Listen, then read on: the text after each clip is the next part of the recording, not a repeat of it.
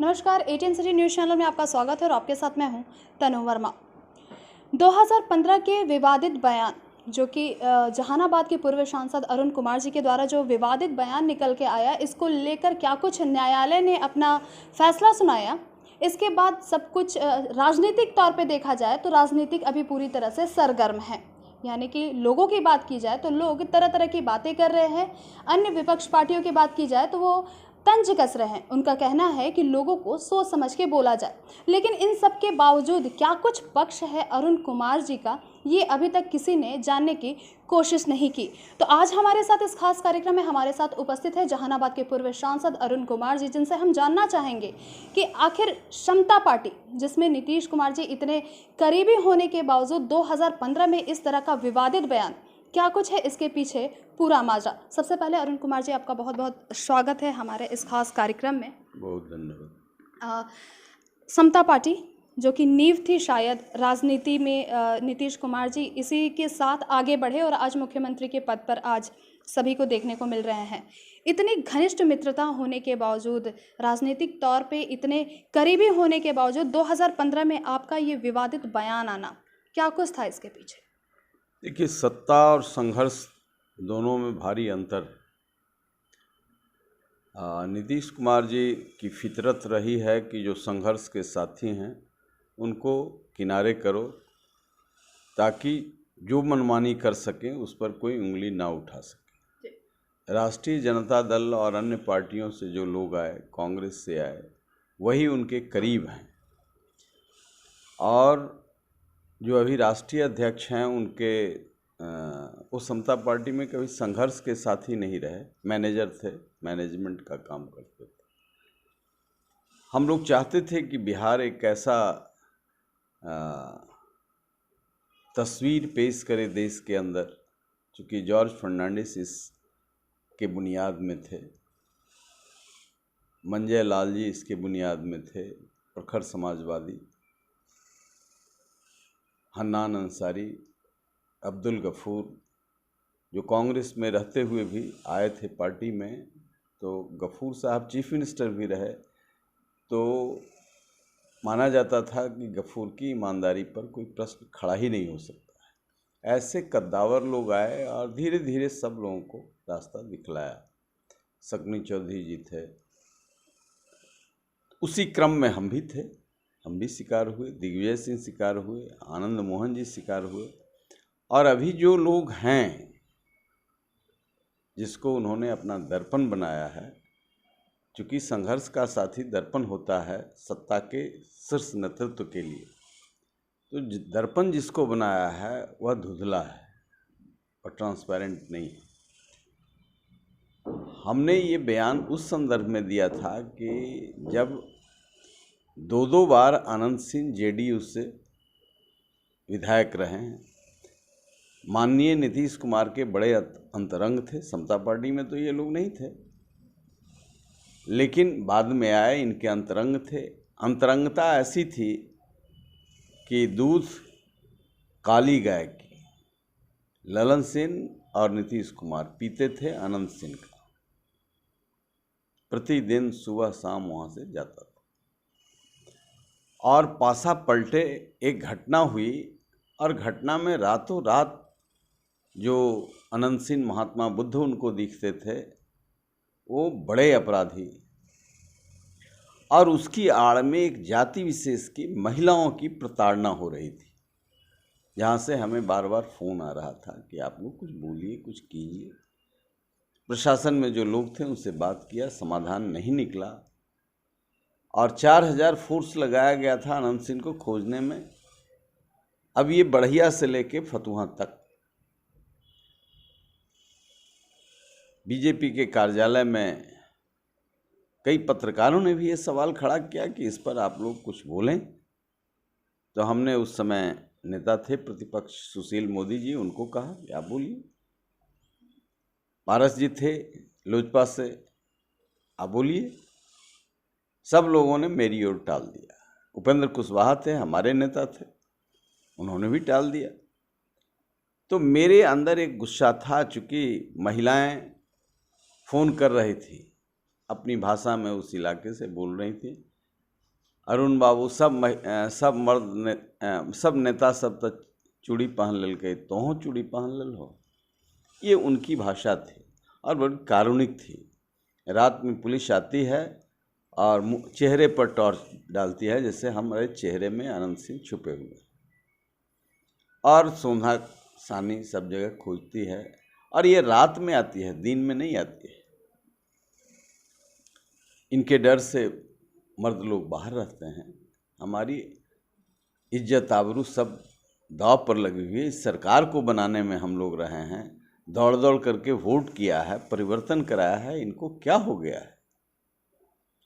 और जब कोई लोग इस पर प्रतिक्रिया नहीं दिए, मीडिया का पूरा मेरे और मुखातिब होना था कि मेरे अंदर गुस्सा था, और गुस्सा था तो हमने कहा कि नीतीश कुमार ये नहीं समझे सत्ता के अहंकार में पागल हो रहे हैं क्या? ये इस पर रोक नहीं लगाया तो हम छाती तोड़ देंगे। तो छाती तोड़ने का मेरा मतलब था अहंकार तोड़ना। राजनीतिक विरोध कर रहे थे। कोई शब्द वेदी बांध तो हमारा था नहीं कि उनका छाती टूट गया, उसमें सर्जरी हो गया, बड़े संकट में पड़ गया, जीवन संकट में पड़ गया। तो जो चाटुकार सत्ता के होते हैं, किसी ने केस कर दिया, उस पर सरकार लगी रही, हम लोग तवज्जो नहीं दिया। वकील हमारे भी देख रहे थे। लेकिन यह भी आश्चर्यजनक है कि बिहार की यह पहली घटना जुडिशियरी की है कि ऐसे शब्दों पर उसको महाभारत काल का शब्द वेदी मान समझ लिया, उनके दर्द का इलाज कर दिया, हमको मर्यादित करने में लग गई। तो हम न्यायपालिका का सम्मान करते हैं, चूँकि इस घनघोर अंधेरे में तो न्यायपालिका ही है, जो है वही है, तो हम उसका सम्मान करते हैं। लेकिन हम इससे विचलित होने वाले नहीं हैं। हम अभी हाल में एक दलित परिवार की बच्ची चिराग पासवान जी के साथ मैं गया था नवादा में। डीएसपी और इंस्पेक्टर अपने प्रेजेंस में पिटाई करते करते कपड़ा फाड़ दिया।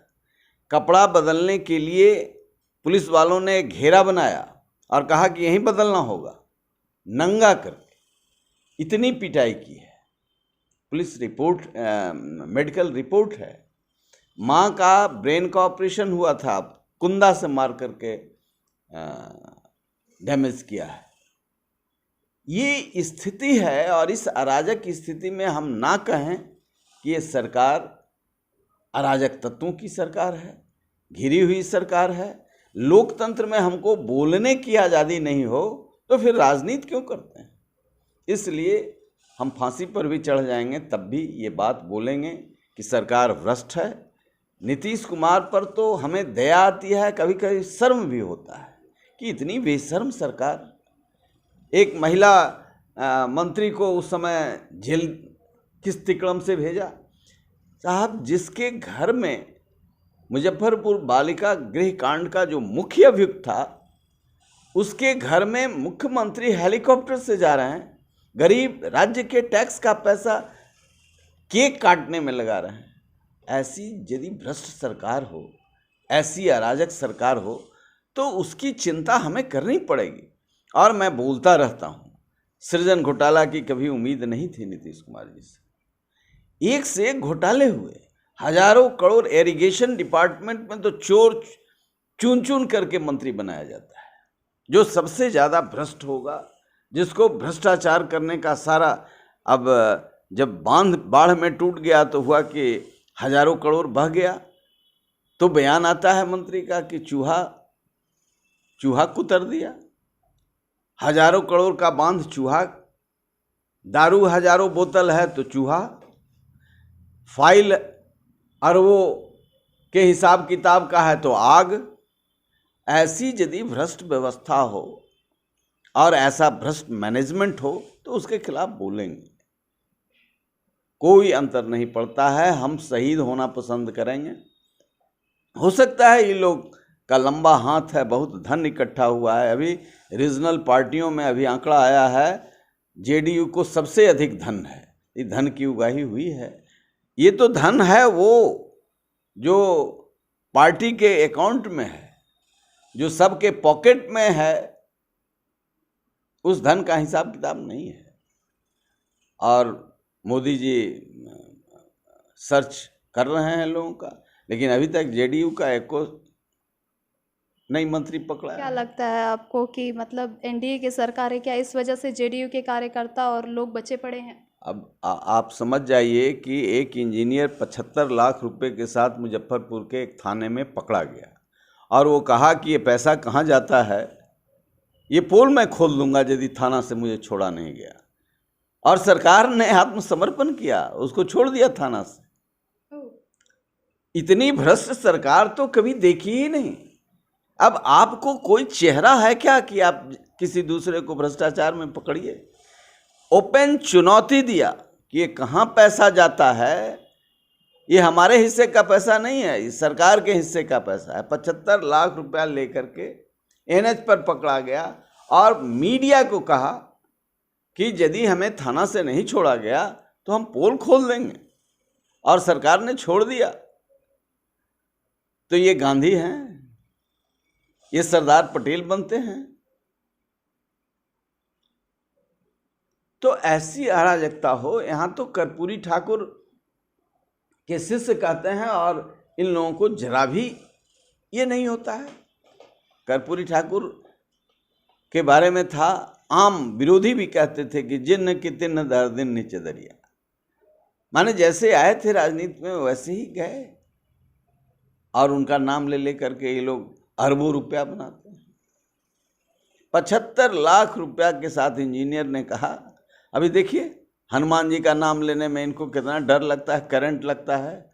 हम लोग तो पूजा करते हैं, मानते हैं, हमारी आस्था है, लेकिन इसका मतलब कि हम एंटी मुस्लिम नहीं हैं। हम सभी धर्मों का सम्मान करते हैं, और ये तो सुपर सेकुलर बनते हैं। अभी 300 पैकेट आया हनुमान मंदिर से, खाने में मज़ा आ रहा था। अब इतने भूखड़ हो गए हैं कि मंदिर का जो हम लोग चढ़ावा चढ़ाते हैं उसका भोजन कर रहे हैं। वो तो कंगला लोगों को खिलाना चाहिए था, मंदिर वाले इनको क्यों खिला रहे हैं भाई?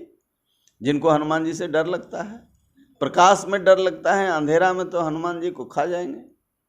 तो ये दोहरे चरित्र के लोग, और इसलिए मैं बोलता रहता हूँ, हमारा कोई व्यक्तिगत झगड़ा नहीं है, कोई व्यक्तिगत झगड़ा नहीं है। जितना हम लोगों ने रिस्क लेकर के लालू यादव के खिलाफ मोर्चा किया, 14 साल लड़ाई लड़ी, इनको सत्ता में बैठाया, और सत्ता के दलालों ने इनको अपने गिरफ्त में लिया, और वो पूरी अराजक सरकार हो गई। इसलिए ये लड़ाई है, और उसी लड़ाई का ये हिस्सा है कि 3 साल की सज़ा मिली है, चुनाव न लड़ें। अरुण कुमार संसद में हैं कि सड़क पर हैं, इसकी चिंता नहीं है। जॉर्ज फर्नांडिस के शिष्य हैं। कर्पूरी ठाकुर, रामविलास पासवान जैसे लोगों के साथ काम किया है, जो बेखौफ गरीबों की आवाज़ बनते थे। तो हम चुप नहीं रहने वाले हैं। न्यायपालिका को निर्णय करना चाहिए। लोकतंत्र का मजबूत स्तंभ है, और न्यायपालिका आंख पर पट्टी बांध लेगी, इन भ्रष्टाचारियों के कुकर्मों को नहीं देखेगी, तब तो लोकतंत्र खतरे में होगा। इसलिए मेरी व्यक्तिगत लड़ाई नहीं है, ये लड़ाई लोकतंत्र की रक्षा का है। राजनीतिक गलियारों की अगर बात करें तो जिस प्रकार से 2 दिवसीय जो बीजेपी का कार्यकारिणी का बैठक हुआ, उसमें मुख्यमंत्री नीतीश कुमार सम्मिलित नहीं हुए, यहाँ तक कि अमित शाह और जेपी नड्डा साहब से भी नहीं मिले। उनका एक दलील कह लीजिए, उनका कहना था कि उनको कोरोना हुआ है। ऐसा मेरा नहीं, ऐसा राजनीतिक गलियारों की मैं बात कर रही हूँ। ऐसे में लोग अनुमान लगा रहे हैं कि हो सकता है कि बहुत जल्द नीतीश कुमार जी बीजेपी के साथ अलग होने वाले हैं, वह राजद के साथ मिलने वाले हैं। इसको आप कैसे देखते हैं? अब देखिए, नीतीश कुमार के कथनी और करनी में आकाश ज़मीन का अंतर है। विधानसभा के अंदर बयान दिया, मैं मिट्टी में मिल जाऊंगा, भाजपा से नहीं मिलूंगा। वो मिट्टी में मिले भी नहीं, या भाजपा से भी मिल गए, तो उनके कहने करने का क्या कहा जाएगा? उनको दिखता नहीं है। लोग कहते हैं कि पावर आप लोगों को नहीं दिखता है, विकास नहीं दिख रहा है। हम लोगों को लगा, आज भी छपरा में शराब से 2 आदमी मरे, एक की आँख की रोशनी गई। जहरीली शराब का जो हमको एक आर्थिक सर्वेक्षण वाले लोगों ने बतलाया, 25,000 करोड़ रुपए का जहरीली शराब का व्यापार है। ये अच्छे शराब का जो हो रहा है 20,000 करोड़ का वो अलग है, 25,000 करोड़ का जहरीली शराब है। और ये जो गरीब लोग हैं, जो हड्डी तोड़ काम करते हैं, इन लोगों की जो आदत बन गई है, चूँकि नीतीश कुमार ने 10 साल लोगों को पियक्कड़ बनाया, पंचायत तक पहुंचा दिया, गांधी जी को भी पिलाया, पंचायत में भी पिया, और उस लेवल पर जा कर के जब इसको पहुंचाया गया तो बहुत जो ना पीते थे वो भी पीने लगे। अब जिसको महंगा पड़ रहा है वो वाइटनर खा रहा है, अफीम खा रहा है, चरस ले रहा है, मोर डेंजरस चीज़ें, टॉक्सिक चीज़ें वो ले रहा है। तो इनको इन चीज़ों की चिंता नहीं है। जो बचेंगे सो राज करेंगे, जो जाएंगे सो जाएंगे। शराब पी के जाएं, वो कहते हैं कौन उनको पीने के लिए कह रहा है। पहले तो कहते थे 4 लाख रुपया देंगे, आजकल पोस्टमार्टम भी नहीं होने देते।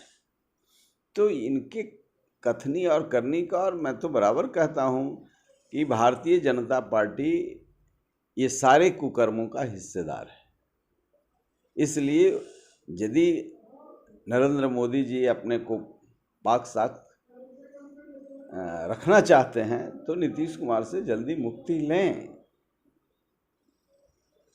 और नहीं लेते हैं तो उनको भी इसका खामियाजा भुगतना पड़ेगा। नीतीश कुमार को इस बार बकसने वाली आवाम नहीं है। तो आपने सुना अरुण कुमार जी से पूरी बात की। जिस प्रकार से हर सिक्के के 2 पहलू होते हैं, उसी प्रकार से 2015 का वो क्या वाकया था जो ऐसा विवादित बयान निकल के सामने आया। कहते हैं ना, इंसान अगर क्रोध में हो तो उसकी ज़ुबान भी आक्रामक रूप ले लेती है। कुछ ऐसा ही उस वक्त का सर्कमस्टांसेस था, उस वक्त के हालात थे जो शायद जहानाबाद के पूर्व सांसद अरुण कुमार जी से ऐसे बयान बोलने को मजबूर कर दिए। लेकिन प्रत्येक व्यक्ति को कहीं ना कहीं इस पूरे मामले को सुनने के बाद इस बात को जानने की ज़रूरत है कि उस वक्त के क्या हालात थे और ऐसे बयान अगर आए हैं तो क्यों आए हैं। इसी के साथ इस खास कार्यक्रम को यहीं समाप्त करते हैं। कैमरा पर्सन नीतू के साथ मैं तनु वर्मा, ATN सिटी न्यूज़।